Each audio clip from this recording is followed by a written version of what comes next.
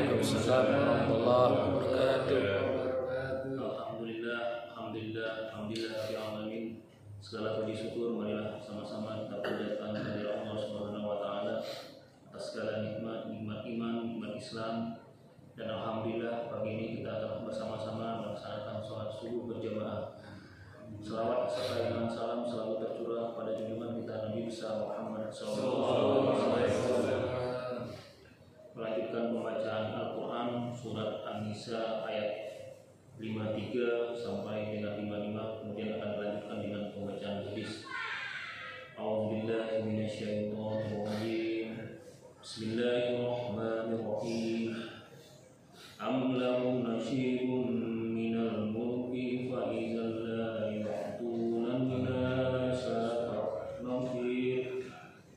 Am yasuluna an-nasa ala ma atahumullahu min fadli wa qad atayna ala Ibrahim al-kitaba wal hikmata wa atainahum mulkan azim. Wa minhum man amana bihi wa minhum man sadda anhu wa kafa bi jahannama shahid.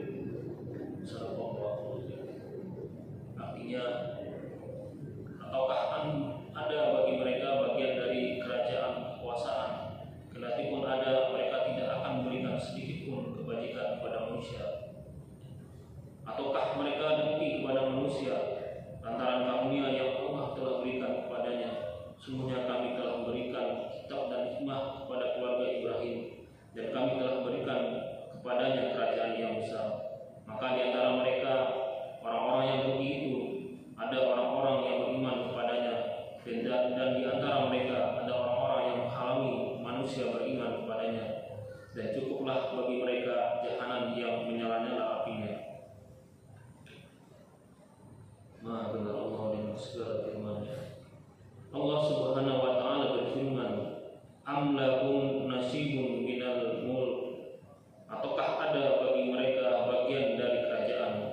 Kalimat ini adalah istifham inkari, pertanyaan yang menunjukkan penyangkalan. Artinya mereka tidak memiliki bagian kekuasaan. Kemudian Allah Azza wa Jalla menyifati mereka dengan sifat kikir dalam firman-Nya, fa iza la yu'tunan nasa nafira. Kendati pun ada, mereka tidak akan memberikan sedikit pun kebajikan kepada manusia.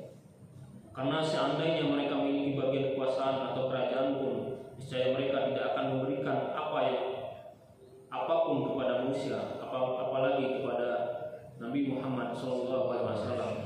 Dan mereka tidak akan memberikan suatu seberat nakir pun, yaitu satu titik pada biji. Menurut pendapat Ibnu Abbas dan kebanyakan ulama, disebabkan kebakilan dan pikiran mereka.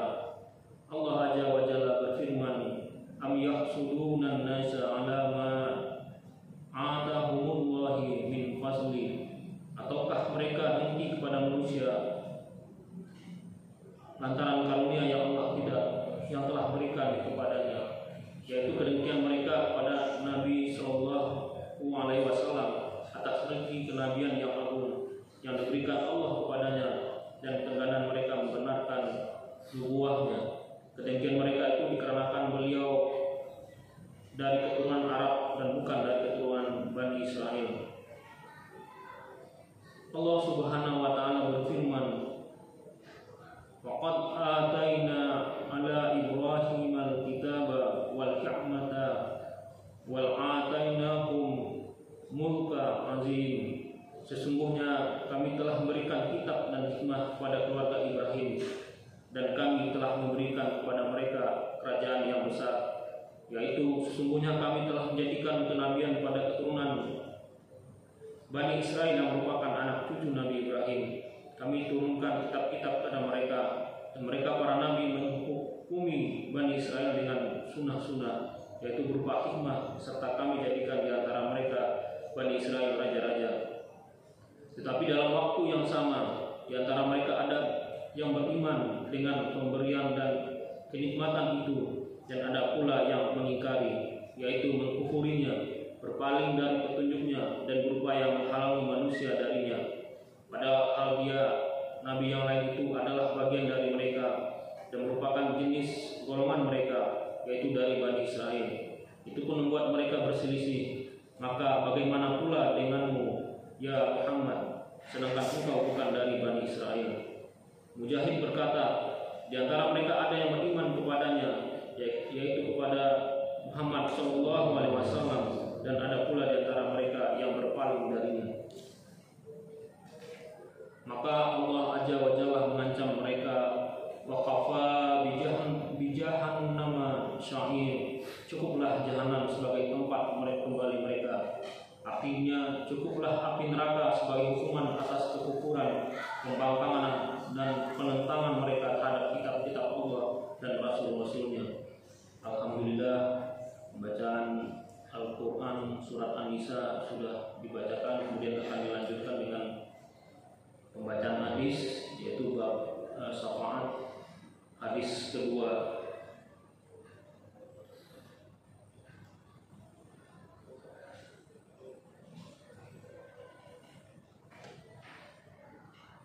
Wa ani Abbas fi kisati Barirata wa Zaidiha qala laha nabiyyu law raja'tihi qala ya Rasulullah ta'muruni qala innama asfa'a qala la hajatan li fihi. Dari Ibnu Abbas dalam menguraikan kisah Barirah dan suaminya, ia berkata, Nabi SAW bersabda kepada Barirah, alangkah baiknya kalau engkau mau rujuk lagi kepadanya. Barirah berkata, wahai Rasulullah, apakah engkau memerintahkan itu padaku? Beliau menjawab, saya hanya memberikan pertolongan. Lalu perempuan tersebut berkata, saya tidak butuh lagi rujuk kepadanya. Hadis riwayat Bukhari. Penjelasan hadis ini menunjukkan sunnahnya memberikan pertolongan kepada hakim agar bersikap lemah lembut kepada pihak yang berperkara. Dan sesungguhnya apabila seorang budak perempuan dimerdekakan di bawah seorang hamba, maka ia punya hak memilih.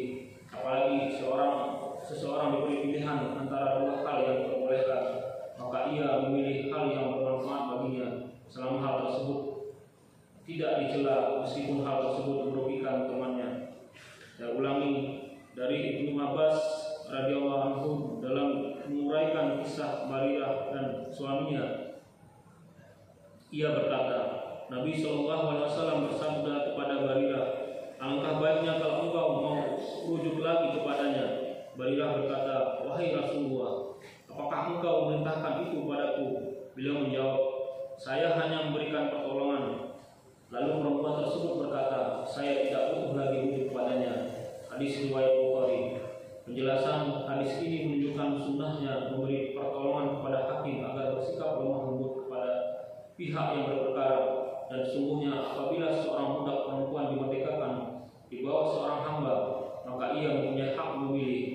Apabila seorang diberi pilihan antara dua hal yang diperbolehkan, maka ia memilih hal yang bermanfaat baginya selama hal tersebut tidak dicela, meskipun hal tersebut merugikan temannya. Alhamdulillah, pembacaan hadis sudah dibacakan.